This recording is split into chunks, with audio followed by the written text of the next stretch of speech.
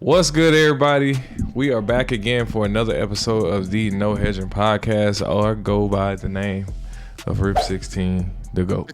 I am tired of fly jet. You heard? We are the mighty No Hedging Podcast duo, back for another episode of the NFL season. We are talking week 6 already.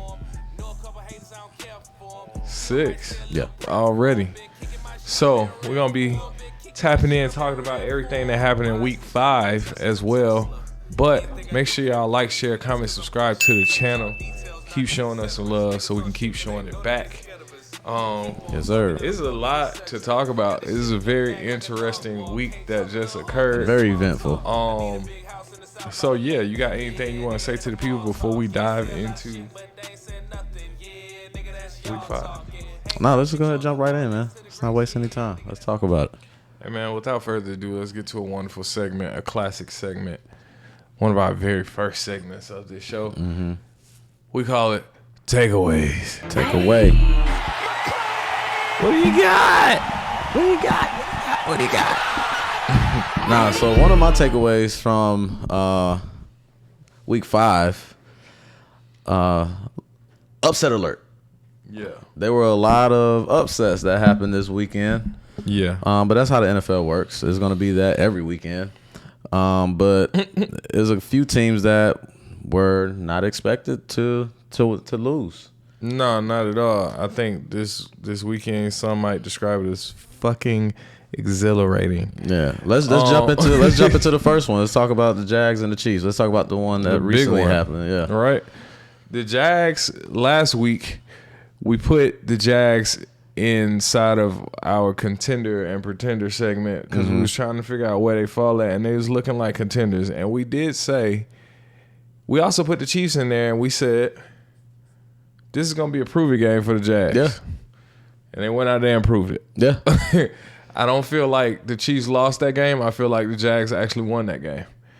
Yeah, I would say that. I feel like the Jags actually won the game, even though there were some questionable calls by the referees that didn't get called or should have got called or did get called and get picked up and things of that nature. But it all, happened how it's supposed to happen. I guess the Jags, they found a way to win in Jag-like fashion. Meaning had a good lead. Trevor Lawrence on the 1-yard line extends the ball over, fumbles at the goal line, and that kind of changed the tide of the game for a minute. It did. A couple questionable calls, the pick play on the 1-yard line that the refs threw the flag but picked it up because the Chiefs argued, hey, it was 1 yard. Because Patrick Mahomes said 1 yard. And you got it, Mr. Mahomes. Yeah, and they got the call, got the flag picked up. Yeah, that was and crazy. then there was a pass interference that wasn't called when Trevor Lawrence threw an interception. The Chiefs went in and scored right a few plays later, but they ended up getting that pass interference call on the back end when it put them on the 1-yard line at the end of the game. And then also the 99-yard interception. Yeah. The 99-yard interception by looking like defensive player of the week again. Bro ran back 99 and stopped a pivotal Chiefs touchdown from occurring. And also that's been the biggest thing about the Jags. Like they're leading the league in takeaways and turnovers. So that's why I said it seemed like they won that game. They had everything going against them in certain aspects of the game, which could have easily turned the tide into the Chiefs' favor, but they kept fighting back. And Trevor Lawrence was running like I've never seen him run before. Oh yeah, he put the team on his back like a madman. Yeah, he put the team on his back for sure. And there was a couple penalties that he had, a couple delay of game penalties that was just like, what the hell are you doing? Well, he was trying to change it at the line because I think that Spags defense was looking confusing to him. Yeah.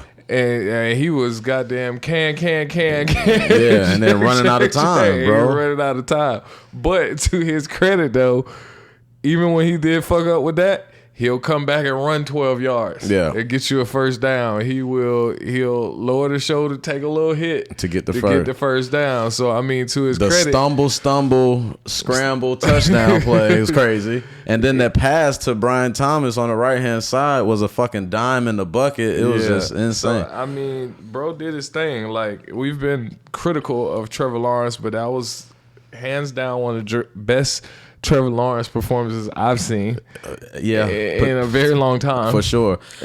But here's the Jags' problem, though. The Jags need to get Travis Hunter more involved in the offense, bro. Offensively, he needs more targets. He's a monster. That was the other thing. He's a ball hawk. He goes after the ball. Like, I understand he can play both ways and this and that, but I feel like he would be more impactful on the offensive side of the football. Well, I think their goal was to split his snap count, right? Because they still have concerns, right?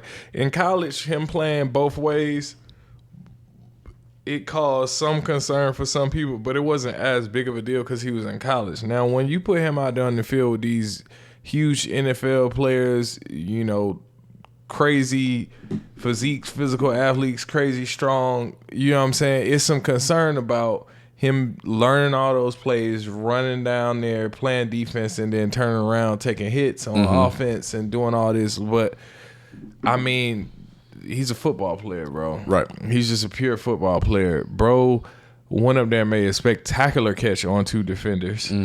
But he also made some lockdown plays on defense as well. So, I mean, it seems like to me he can handle it. He's used to it. It seemed like he's not really having that much of a problem doing it in both directions. So, I mean, it would be nice to see him having a few more plays. But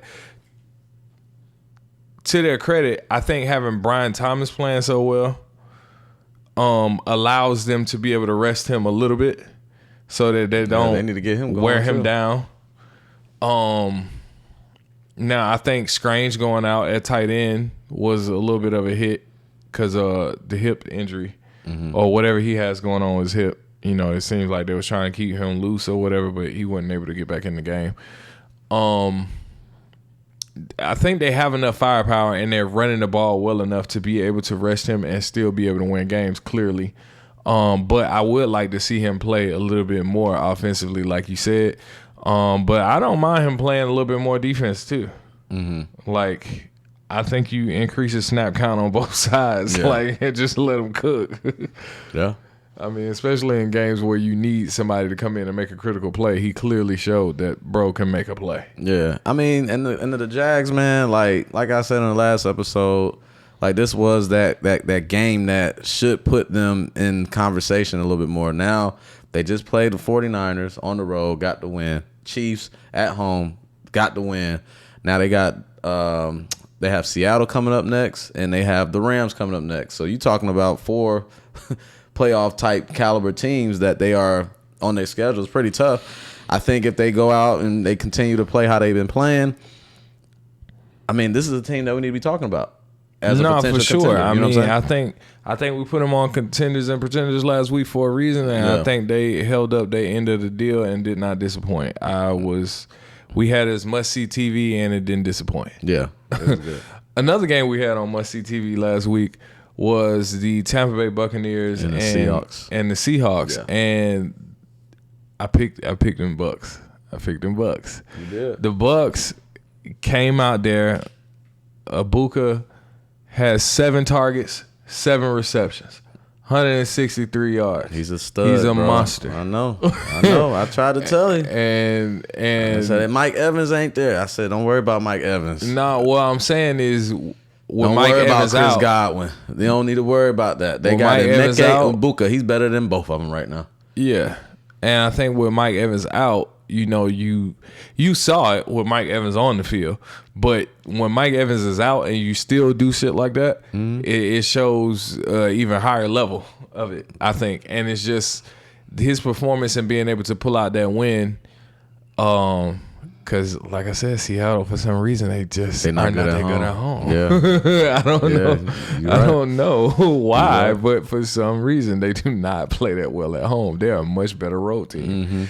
And the Bucs came out there in a close one and was able to close it out. Baker once again. Baker was cooking, and that's without Bucky Irvin. Mm-hmm. So, and they really weren't generating that much of. Well, what did Rachaad White have in his total? I'm forgetting what Rachaad White had in the rushing totals, but it wasn't nothing crazy. And Sean, the backup running back, Sean didn't do shit. But the Bucs show why they legit too. Mm-hmm. I think those two teams really came out and showed why they legit. I think if you can do something like that, the Jags playing against the Chiefs and win, show that you got the energy, show that these takeaways ain't a fluke, showing that I'm not just beating up on weak teams. Mm-hmm. And the Bucs turning around to continue, even though you are injured in a lot of key positions, you still come out there and you win in a close game against a good opponent. That to me shows contender shit. Yeah. What about the Broncos though? Giving the Philadelphia Eagles their first L. I told you last week, I said if there's a team that could beat Philly, it would be the Broncos. Right. Which I ain't disagree with you completely on that. I was a little bit more lenient towards Philly in that game for sure. Same. But to the credit, the Broncos are one of those teams like you got pieces, right? Mm-hmm. You can run the ball with pretty high quality with J.K. Dobbins. You got Cortland Sutton.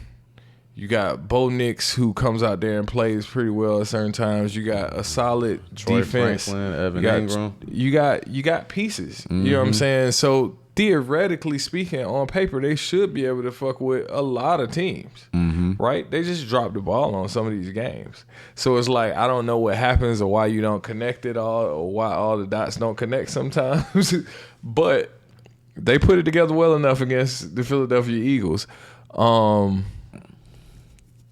Do you feel like the Broncos just outplayed them and are just showed that they were the more dominant team that day, or was it that the Eagles was fucking up? It's like the Eagles having like identity issues a little bit. You know what I'm saying? It's like you got all this talent here, and it's like you don't utilize all of it to its maximum potential. No, you know what I'm saying? Like, yeah, you got Saquon running the ball and all that, but you also got A.J. Brown and you have Devontae Smith and you have a good tight end. So let's utilize all of these pieces. You know what I'm saying? Let's maximize what we have. And you got Jalen Hurts, which is who is a good thrower of the football. Granted, he doesn't throw in the middle of the field that much or that frequently or that often, but, you know, outside the numbers, he's a good thrower of the football. You know what I'm saying? It's just, look, the run game, Saquon only had, 6 carries for 30 yards? He's averaging 5 yards a carry. Why not give him 15, 20 carries? Well, I don't know if he was having some tweaking going on with the knee or something, because his knee is questionable right now. It looks like he's still going to play. I mean, you playing against now, the Giants, hear about that. But it looked like the knee was bothering him a little bit. Now, they did get Devontae Smith into action. He had a gang of yards. Mm-hmm. But the question is, like, okay, A.J. Brown, he had 5 receptions, which is on the higher end from what he's been doing for the past few weeks. But just in terms of yardage, like, A.J. Brown hasn't been a huge factor. No. In the offense. Like, usually you have to game plan and watch out for A.J. Brown, but thus far, after 5 weeks of the NFL season, it's probably been 1 week where A.J. was like, A.J. Yeah, that was the game where they got down, and then they ended up coming back in the second half because they was like, oh, shit, we got to throw the ball more. Yeah. Don't wait until, oh, shit, just start throwing the ball from jump. Right. It's like, incorporate balance in that offense, bro. That's what they don't have that. Yeah, and I don't know what that was. Like, it's like y'all not passing some weeks, then you're not running, but you're supposed to be a run team, but then you do pass, but you don't pass at the same time. It's like, I don't know. Like you said, I think it's a lot of identity issues, and I think running into the Denver Broncos at that particular time was just not a good spot for them to be having identity issues because the Broncos were ready to win. They was coming off a win, and they was fired up. and they wanted another win, and they went and got it. So I do think the Philadelphia Eagles had, they got to figure that shit out. Yeah. They've been in that space before, though. I think they will figure it out. They need to look in the mirror and say, I am somebody. That's it. They need to say that, But they got the Giants next week, and they probably going to pummel them too, so they'll get it back. We going to see. And they're going to say, Eagles are back. Watch. We going to see. If Saquon is fully healthy and good to go on the short week, then yes, for sure. But speaking of somebodies, Dillon Gabriel must have looked into the mirror and said, I am somebody. He don't give a damn how short y'all keep calling him or how much you talk about him. Bro came out there and played a solid game. Yeah, I mean, I think it has to do with the balance they have with the rookie running back. And then the other somebody is Judkins. Yeah, Quinshon. His feet move like a cartoon character. He physical, man. He run downhill. He is physical. He is fast. Like his little feet be and it's like, bro, I don't know what you do with that. I don't know what you do to stop it. It's like, bro, just go get his. Like, I feel like if you playing the Browns at this point, then you just gotta understand that Judkins is gonna get his. Like, at the end of the day, they're gonna hand it off to him too. He gonna tote that rock. And I don't blame him, as they should, because the boy is a monster. But I do think them having that combination where they got, you got somebody solid at quarterback. You still got Shador waiting on I don't know what, but Shador's waiting. So you have, for the first time, a solid quarterback situation along with a strong run game. We don't know if it's solid yet, man. Hey, give us some time. I mean, we're going to see, but I'm saying you got a solid situation. The Browns don't ever have a solid quarterback situation. I think this is the most we've seen in terms of I can see this going in a positive direction in a long time. Put it that way. I'm not going to say it's foolproof. It's a sure thing. I'm not saying that. But I am saying that this is the best situation we've seen them have in a long time. And also having a run game and also still having Myles Garrett causing havoc on defense. You got a lot going for yourself. However, you still got a tough division in some aspects. The Bengals have fell off a cliff. The Ravens have also fell off a cliff.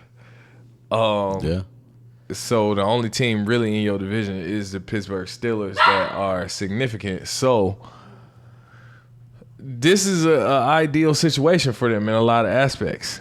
And that's the part that's promising about having Judkins and Gabriel kind of playing at the time they're playing. You shaking your head, why? It's not promising at all. They still lost the game. Yeah, they lost the game. So it's nothing. I'm not excited to talk about that. They lost the game. Okay, they look okay, but if you're not getting W's out of these performances, then what the fuck are we talking about? Okay, but you lost the game to the Vikings. It wasn't like you lost to just a nobody. Right. And then you lost the game when Justin Jefferson's coming out having another performance. It's a London game. Vikings haven't lost in London for shit. It's damn near a home game for them. So, but my whole thing is you put up 17 points, you made some key stops, you did certain shit. Now, the Vikings did pull it together in the end ultimately, but I'm just saying that it looks promising out of them because I see some quality pieces that they have that you can actually do something for the foreseeable future. That's why I'm saying that. Get a couple wins and I can talk about it. All right. It looks good for fantasy. Quinshon Judkins, he's looking good on a fantasy roster, but as far as real life roster and them winning games, it ain't working. It ain't helping out. In their division with the people they gotta play. Okay. Anyway, they got the Steelers next week. We'll see. Yeah, that's gonna be a huge test. Gonna do. That's gonna be a huge test for them in week 6 to see what they can do. See what little Dillon Gabriel can do when he got pass rushers like got them T.J. Watt coming at them. We'll see. Hey, look, I'm not putting any stock into Dillon Gabriel. I'm not putting stock in Dillon Gabriel. That's not what I'm saying. But I said he had a solid performance. Judkins, I'm putting stock in. But Dillon Gabriel, okay, he played better than we thought. Yeah, the Browns still got quarterback issues. And speaking of that, since you so eloquently just stated this, and since we're already talking about it, let's go to another wonderful segment that we have on this show. Fan favorite, my favorite segment. It's a segment we like to call Clock Out For Me, Big Dawg. You go ahead and clock out. Right now? Yeah. Heck your shit. Get the fuck out. And the reason why we're going to clock out right now, just because, piggybacking off of what you just said, they clocked out Flacco to put Gabriel in the game, right? But on top of clocking out Flacco to put Gabriel in the game, they just traded him to a division opponent to the Bengals. Mm-hmm. So now Joe Flacco looks like he'll be the starting quarterback for the Cincinnati Bengals until Joe Burrow gets back to take over for Jake. So the Bengals said, we done saw enough. We done had enough. We're done. We take Jake. They just trading you out. They just trading garbage for garbage. But this is my point. I mean, what did y'all really do? They didn't do nothing. They just traded garbage for garbage. That's it. Because both of them are 1-4. They got a better shot calling Atlanta and saying, "Hey, what can we do for Kirk Cousins?" I mean, come on. They don't want to pay Kirk Cousins that much money. They're smart enough not to give Kirk Cousins that much money. But what is trading garbage for garbage gonna do? What did Flacco show them with Cleveland? What did Jake Browning show Cleveland with Cincinnati? Nothing. I don't know if they did this or attempted to or not, but I mean, I would have rather y'all been making phone calls about Shedeur, actually. But Joe Flacco coming in to take over, I guess they want, I mean, you can't get more veteran than 18 seasons. I guess they wanted somebody more veteran so that he's not throwing as many picks and interceptions. But Joe Flacco was throwing picks also at the beginning of the season. They can call Russell Wilson. There's other guys out there that can call better than what they like. Come on. I mean, Russell's throwing picks too. Yeah. So I mean, I still feel like the offensive line is still a mess. Yeah. Joe Flacco is probably worse at moving than Jake Browning is. Will he make better decisions? Maybe.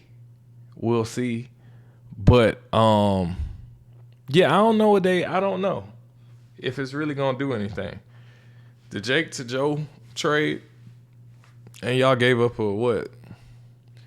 Y'all gave up a 5th round pick and got a 6th round pick in Joe Flacco. I just don't know if it was really worth the trade. I feel like y'all could have went and pursued a better fit. But maybe Flacco comes in and gives you some type of juice or revitalization. I don't know. I don't have high expectations out of that trade. No. But I just thought it was very interesting that they clocked out Jake Browning for somebody who just got clocked out. Yeah. So we ain't had to clock them out. The teams clocked them out for us. They clocked out. We actually did not execute these clock outs. They executed these clock outs. So I just found that very interesting that was going on. It sounds like you, my friend, also don't have high hopes for that. No. No, they have quarterback issues. Both teams. It's just what it is. Yeah. And they just got to deal with it. It's just one of those seasons they're not gonna win this year. No. But moving right along to another segment of teams that might actually win this year is another wonderful segment. Pretty important segment to a lot of people. It's a segment that we like to call Besides the Eagles. What ticket? What is that? Bro. EAGLE. They just came off of a loss. LOSERS losers. They just lost. They lost one game. They only lost once. Yeah. It's okay. They're going to be fine. Yeah. They're still in control of their division. Mm-hmm. They're not going anywhere. However, besides the Eagles, it's another team that's popping up on some radars, surprisingly. And I just wanted to get your take on it. What do you think about the New England Patriots who just came out here and upset the Buffalo Bills?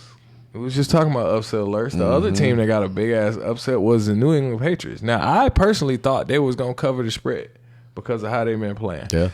I didn't think they was going to win, but they won and covered. So what do you think about the New England Patriots right now? Well, Drake May is playing great football right now. For sure. He is balling out. Man, he is throwing. And it was a welcome back game for Stephon Diggs, so you know he was fired up. As you can see, if anybody watched the game, you saw how juiced up he was about coming out there, and he made him pay. Yeah. Literally, he was catching everything that was coming his way, yards at the catch, firing up his teammates on the sideline. Drake May throwing C's, throwing ropes, throwing dimes, whatever you want, he was throwing.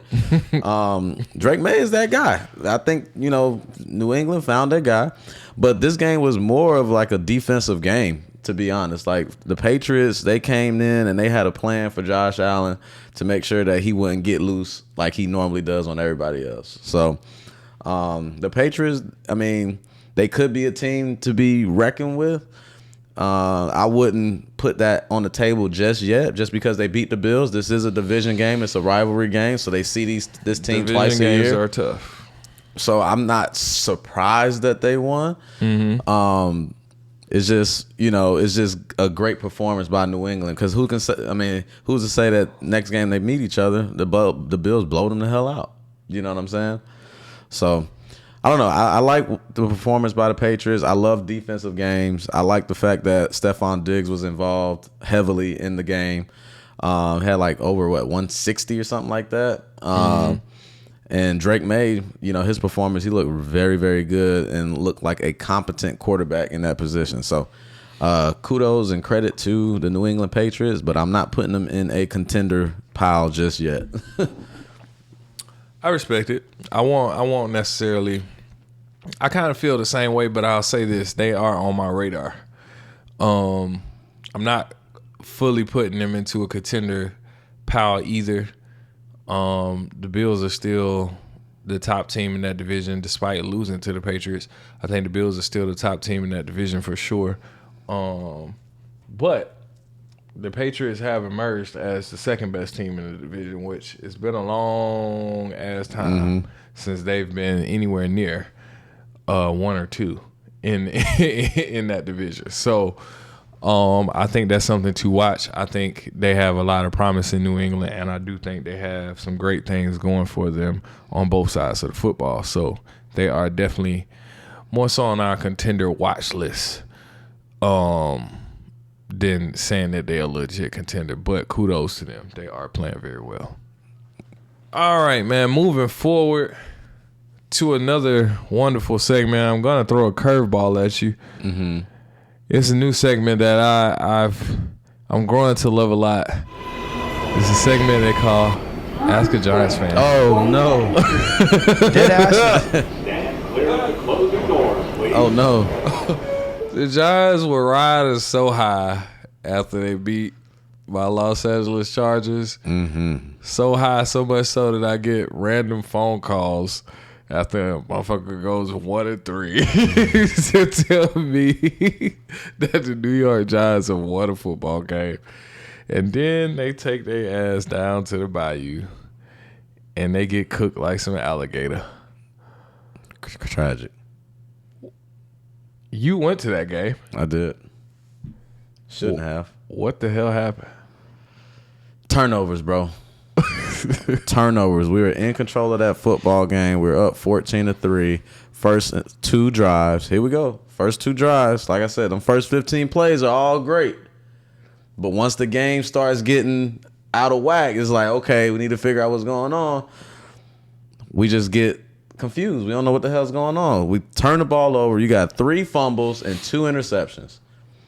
You cannot win a football game if you lose the turnover battle like that. 5 consecutive possessions, we turn the football over. You get a fumble by Darius Slayton. Oh, hold on. First off, Darius Slayton dropped a pass. He dropped a deep ball that should have been caught. A great throw by Jackson Dart. He also fumbled a ball. That was the first turnover. The second turnover was another fumble that came from Jackson Dart holding the ball like this. Nobody touched him. It just slipped out of his hand. The third fumble was from Cam Scatterbo when we're on like the 25 or 30 yard line about to score, and they scoop and score and take it back to the house. And that was the ball game right there. And then the other 2 interceptions, whatever. You know what I mean? The fumbles really turned the tide of that game. You didn't get any production out of your wide receivers. None. And as I said, none before, our tight ends played well though. Theo Johnson did play well. However, as I said before, my problem and my concern is, y'all, you said it, they sacrificed Malik Neighbors to get their first win of the season. And I said, my concern is moving forward, what the hell are they going to do at wide receiver? You told me Slayton and Wan'Dale Robinson are serviceable wide receivers. I ain't see it. If you going against the New Orleans Saints and you cannot generate passing yards against the New Orleans Saints, you got a big ass problem. And I've been saying that I just feel like it's super problematic that their whole offense was leak. Everything is Malik Neighbors. Like, you cannot. I don't give a damn how good that guy is. You cannot have your entire playbook centered around pass the ball to Malik Neighbors. That's just not going to work. Like, at some point, somebody's going to lock up on that shit. And that's what it looked like. It was like, okay, what the fuck we gonna do about passing now? We don't have Malik. I mean, guys gotta make catches, bro. They gotta catch the ball. That's just what it is. Guys gotta catch the ball. You get the opportunity, you gotta capitalize on your opportunity. Darius Slayton have big play opportunities, and he didn't capitalize on it. He dropped the pass, then he get a catch, run, big catch, 15 yards or whatever, fumbles the ball, first turnover. That turns the tide of the game. The whole complexion of the game changed after that. And then our defense didn't show up like it was supposed to. We played too much safe zone defense on our corners where they were killing us on slants every single play. Slant. Do you think it's Daboll? It has to be. It is Daboll. He's responsible. Because him and the offensive coordinator, Mike Kafka, they are in lockstep, right? So he's responsible for the play calls from the offensive coordinator. So, yes, he's responsible. Ultimately, he's responsible. He's in charge. You see what I'm saying? So it's like... And I said last season, I was like, do you think it's Daboll? You was like, no, it's not him. Yeah, I mean, I have to admit it. It's Daboll and Kafka. I mean, he hired Mike Kafka as his offensive coordinator, so he has to be held accountable for that hire. He has to accept responsibility for that hire. They both, I'm sure, go over the play calls together throughout the week and determine what plays a call. In the headset, when they're talking, he's giving the green light to the calls, to the play calls. So, yes, he's held responsible. It's him. Now, another thing is, on top of the turnovers, is penalties. You got a lot of penalties as well. You can't win football games like that and not converting on third down. So, like, a combination of all of that, I mean, at the end of the day, the turnover, you lose the turnover battle, you -5 in the turnover battle, bro, it's done. It's done. There's nothing you can do. Yeah, you can't keep on turning over the ball. You're giving the ball, you're giving them extra possessions. They only scored 1 touchdown on offense. Apparently, that's all you need. They scored another touchdown on defense, and then they scored 4. They kicked 3 or 4 field goals, bro. And that was ball game. So I mean, yes. I mean, come on, bro. That's a big problem that they have. Turnovers, penalties, just lackluster play calling at certain times. We lost that game more than the Saints won it. But they won by 12. We lost that game more than the Saints won that game. We did. I mean, okay. We did. I just feel like, I don't know. I just feel like it's a lot that the Giants need to fix over there and a lot that needs to transpire for them to do something. I'm not even putting Daboll on the stake, even though I think he's at fault for a good bit of it. He's definitely on the stake. But I'm not necessarily even putting him at fault for it because, I mean, you got to change the game plan just got to change. The way you play, the way you operate, the way you function just has to change because it seems like they sticking with a philosophy that just don't work. Right. And at some point, somebody got to be like, look, okay, it's time to clock out that game plan and let's come up with something new. Let's come up with something fresh. Let's do something different because the shit ain't matching the personnel. The shit ain't matching just winning football. It's just not. But yeah, I seen you lost a bet. You had to put on an Alvin Kamara jersey. It was terrible. Yeah, you should have burned that shit. I know. I should have. But it was terrible. It was terrible. But I'm a good sport, man. So yeah. So you got cooked in peace. But moving right along to week 6, you can put it behind you. Yep. Moving right along to another wonderful, important segment of this show. It's a segment that kind of guides people on where they need to go. It's a segment of the show that we like to call MustSeeTV. Man, these folk got their hitties, no cap. Now, what occurs during MustSeeTV? We talk about the big matchups of the week, the games that people actually need to see and actually need to pay attention to the most. Now, I know who I have on the list for MustSeeTV. But do you have anybody in particular that you want to stand out before I pop into mine? The Detroit Lions and the Kansas City Chiefs. That game stands out to me. Sunday Night Football. Chiefs just came off a loss. Detroit, they on a bye. Chiefs got some redeeming to do. Detroit wasn't on the bye. Detroit just beat Cincinnati. They beat Cincinnati?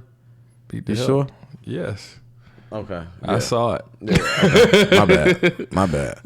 They beat them so bad I didn't even know they played. Fox switched off and went to another game at some point. Yeah, but Detroit and the Chiefs, this is a good it's a big matchup for the Chiefs, especially after they just lost to the Jags. Right? Yeah. So they got some redemption. They losing to teams. They losing a lot. They're 2-3 now. So it's like, all right, we need this game to get to 500. This Detroit Lions team, we always saying, this is a test to see where this team stands, whatever. But this might be, I think we know where Detroit stands. We know what kind of team that they are. Detroit just came in at number 2 on the power rankings for the NFL teams. Yeah. They're a high-powered offense. That might be breaking news. But they've been a high-powered offense for a while now. They make plays on defense when they need to. They get stops. They're aggressive. Their pass rush is crazy. And hell, I might even argue that Crash Out Dan has actually kind of tamed it a little bit and not made some of these crazy decisions. I think Dan Campbell has been actually making some pretty reasonable play calls and decisions on when to do stuff. But I think another thing that has been helping him is they've been playing so well is that you don't really have to make a crazy call on 4th down. You don't have to go out there. When you converting on 3rd down, you don't have to go out there and figure out whether you got to go for it on 4th. When your quarterback is consistently getting passes off, he's getting protected, he's out there, he's safe, you don't have to do some of these crazy things that we've seen Dan kind of go out there and push the envelope and do. I haven't seen him have to do that much, and they've still been winning convincingly. Yeah. So, they are definitely arguably the strongest team in the NFL right now. Yeah, it's like more so it's like a must-win for Kansas City. It's a must-win for sure. The Chiefs are oscillating between being a below and a 500 team, and Chris Jones keeps looking like a sad dog at the end of these games, and they keep just panning the camera straight to him, and it's crazy work. So for the Chiefs' sake, being at home again, hopefully that does something for them to kind of juice them up. But I gotta be honest with you, I'm kind of leaning Lions. Oh yeah, I'm pretty leaning Lions. You want to lean Lions, especially since they playing in Kansas City and Arrowhead.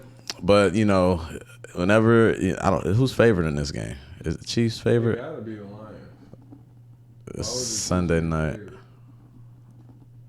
Is it Sunday night? It is.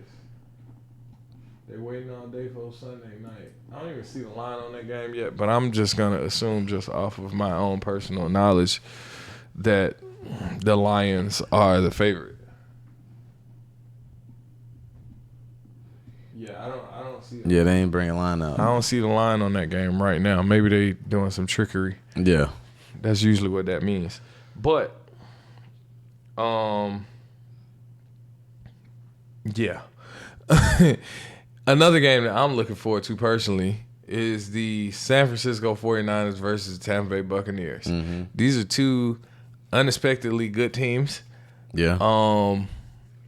Playing really well, coming off of big wins. The 49ers also had themselves a nice underdog win against the Los Angeles Rams, who by most people would consider the Rams to be the stronger team.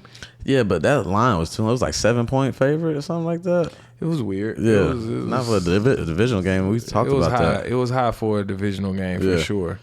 I didn't like the point spread, but the 49ers not only covered, they won. Yeah. And that's with them going back and forth in between quarterbacks. They just I don't know what the issue is with the 49ers. They just so injury prone. Like every player on their team just gets hurt. Yeah.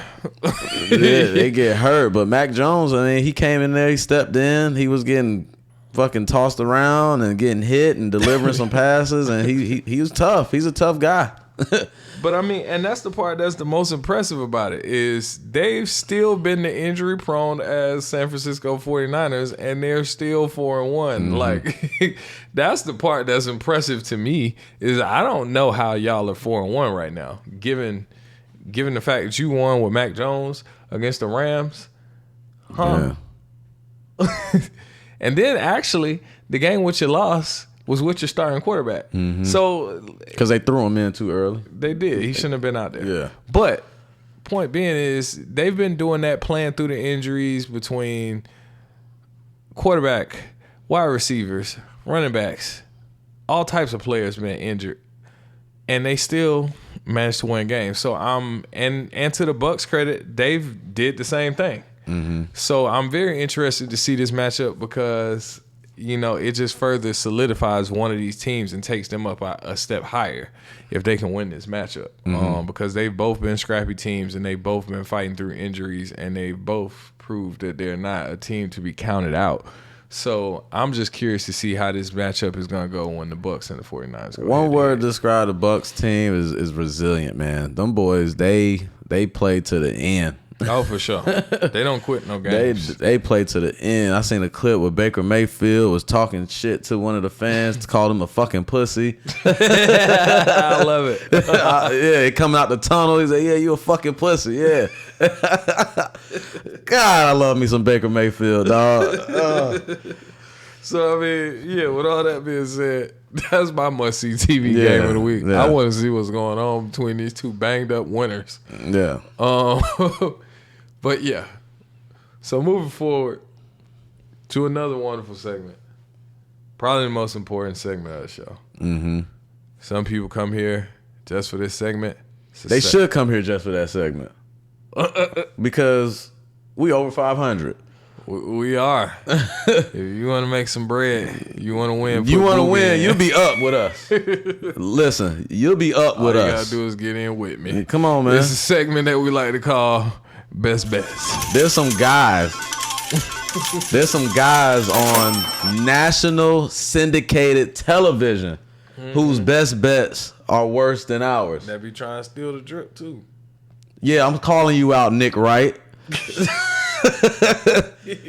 And his buddy from Chicago, whatever his name is, Danny, whatever his name is, Danny don't matter. Your picks ain't as good as ours. Yeah, your picks are shit.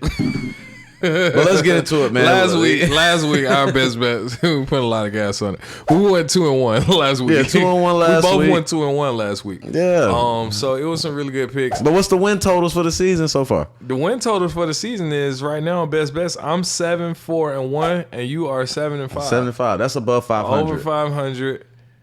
Winning records right now. Feeling good about it. Feeling good about it. I mean, the accounts are feeling good about it. Yeah. You know, we're going to keep it going, too. I got to keep it going. So this week, man, let me go ahead and lay out my best bets of the week. All right. I'm taking Dallas -3 versus Carolina. I don't know why the line is 3 points. They injured. Who? Dallas. Don't matter. They got George out there. That's all that matters. As long as Dak got somebody out there to throw the ball to, if you got George and Turpin, we good. Turpin injured, though. He banged up. He coming back. He might. Don't matter. As long as you got George back there, we good. I ain't even concerned. Dallas going to throw the ball.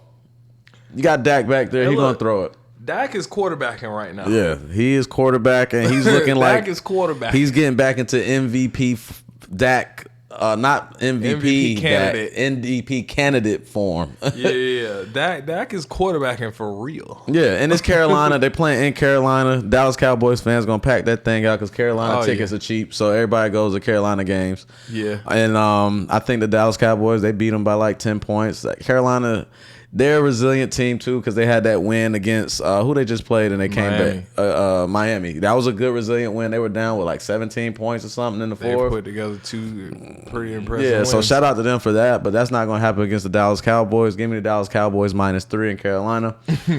Next bet I got of the week is going to be Philadelphia -7 versus my beloved New York Giants. You like 7? You don't feel like that's high? I love 7. Anytime the Philadelphia Eagles beat the Giants, they beat them bad. And the Giants, we don't have it figured out yet. We don't have it figured out. Short week for both teams. We're playing on, I think, Thursday night. And I mean, being that it is a divisional game, I just think we don't have enough offense to do anything. I mean, the only way we can make this game close if we run the football, time of possession, and be successful running the ball. But those turnovers, I can't. Give me Philadelphia -7. Then my last bet of the week is going to be Cleveland +5.5 versus Pittsburgh. Divisional game. Cleveland has a good defense. Both defense. I look at this game and be very defensive minded or defensive focused. Now you just so it keeps the points down a little bit, which keeps the game close. So give me Cleveland +5.5. So you like him to cover? Yeah, I like him to cover, not win. Okay. Yeah. Because I was like, you was just giving me a little flack when I was. Yeah, I was giving you a little flack. I was glassing up. Yeah, when he was glazing. I was not glazing. He was glazing Quinshon Judkins. I never glaze. You was glazing Quinshon Judkins like Gus Johnson did. Oh, Quinshon Judkins. Oh, Judkins. When he was at Ohio State. Judkins is that guy. Yeah, find that clip of Gus Johnson glazing up Quinshon Judkins. You'll see. But yeah, those are my best bets. Dallas -3, Philly -7, and Cleveland +5.5. Okay. I mean, despite what I just said, 2 of those I do like. But despite what I was saying earlier in the show, and as my esteemed co-host just said, I was glazing Judkins, I actually kind of got to go the opposite of you with that Cleveland +5.5. I think Pittsburgh is going to cover. Because of the simple fact that the Steelers are coming off of a bye week. You're getting Jaylen Warren back.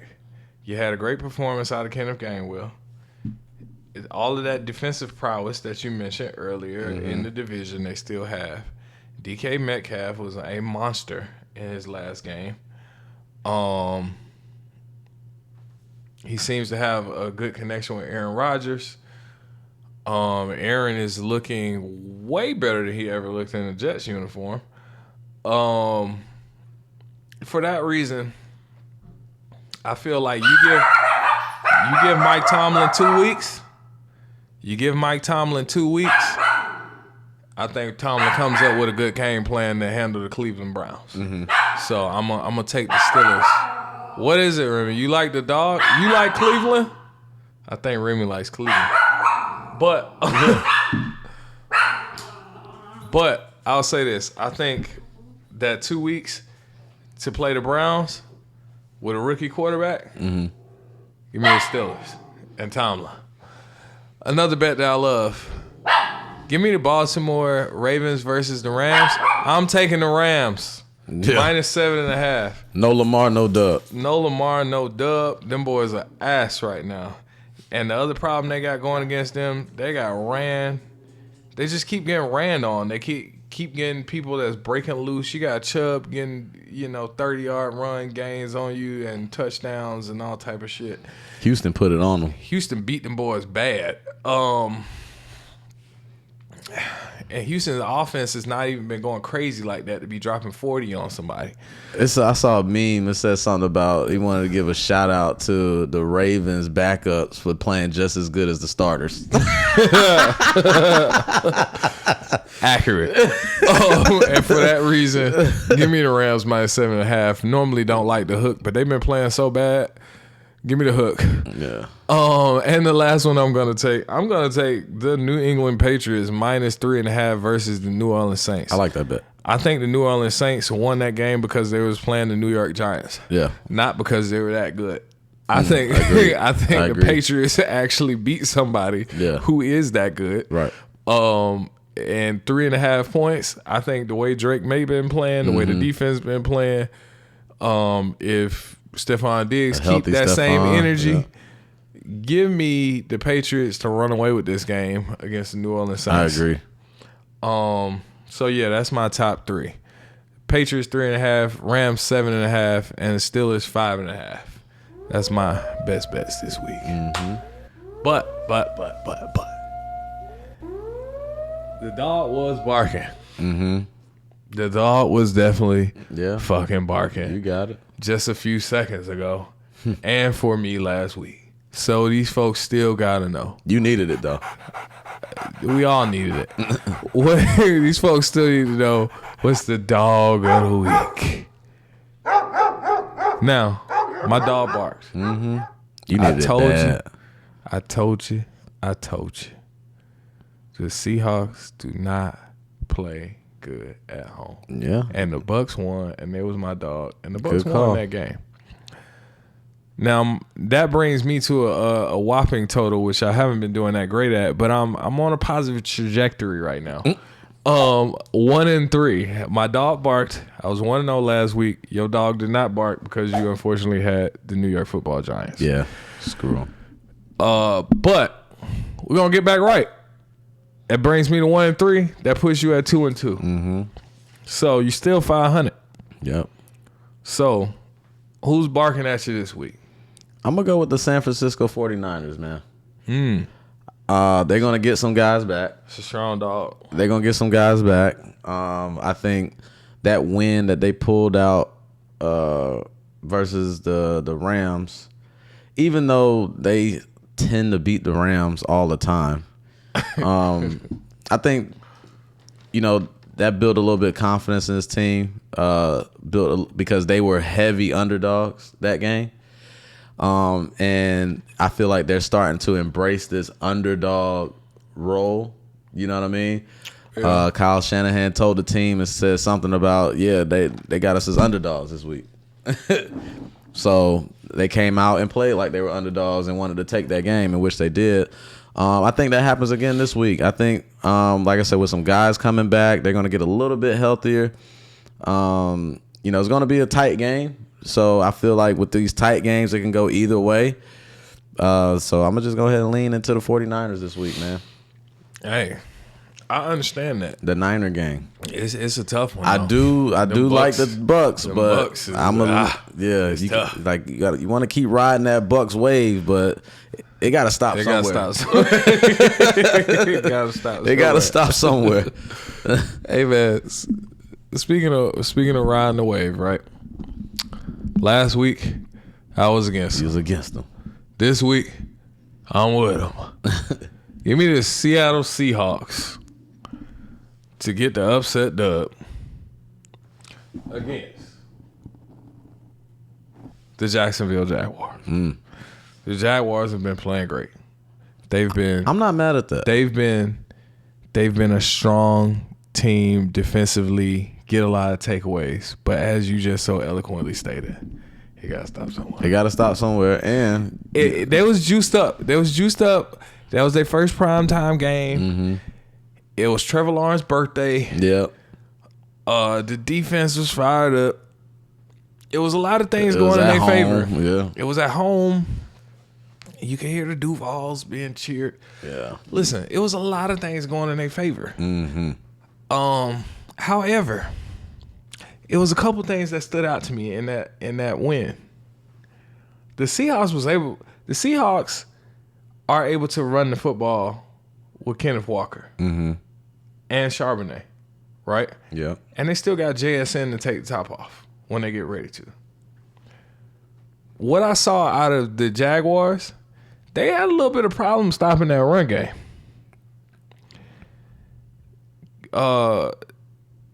What's my boy? Pacheco had some strong runs against them.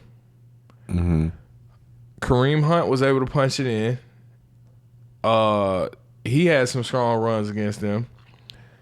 Brashard Smith was able to get some good passing yards out of the backfield on them. It seems like to me their defense is very good at takeaways and they are strong. However, they got a little bit of problem and they're a little bit susceptible to that run on that defense. And the Seattle Seahawks are a pretty solid run team when you have Kenneth Walker and you have Charbonnet out there and they moving the ball. And then once the run is opened up, then you got JSN and you got Sam Darnold who can be pretty accurate to make some of those plays and make some of those passes when you need them to. And as we saw, somebody like Tyquan Thornton can go out here and get damn near across the century mark on you and get some yards. I feel like the Seattle Seahawks have the pieces, and as I said, for some weird reason, they are a much better road team than they are a home team. Yeah. And this is a road game for them, and I feel like the Jags are on cloud nine. I think the Seahawks about to swoop down out of the sky and take them off that fucking cloud. Give me a Seattle Seahawks. I'm not mad at that bet. I can see that happen. Give me a Seattle Seahawks, man. But that's all we got. That's it. I don't know what more you guys want from us. What do you want from me? Is there any more left? No. No. So make sure you like, share, comment, subscribe, hang out, stick around to the channel. Just keep showing us love, man, so we can keep showing it back, man. Y'all talk to us so we can talk back. Hold on, I gotta give a special shout out. Somebody actually listened to me and hit me up on the DM. Shout out to my guy. Shout out to Nelson. Shout out to Nelson, man. Nelson hit me up on the DM. He actually sent the slip. I respect you, brother. Shout out to Nelson. Now the teaser didn't go the way we wanted it to go, but it's okay. Keep sending them slips. Keep talking. I'm gonna keep talking back. I'll send some slips too. Fuck it. Yeah. So make sure y'all do that. Follow us on the gram. No Hedging Podcast. Subscribe to the channel. Anything else you want to tell the people? Parlays. Making money line plays. May all the bets continue to pay because we need that money. Yes, sir. Today. Because I need that money. But we'll see y'all on the next one. Peace out. We out. I need that money.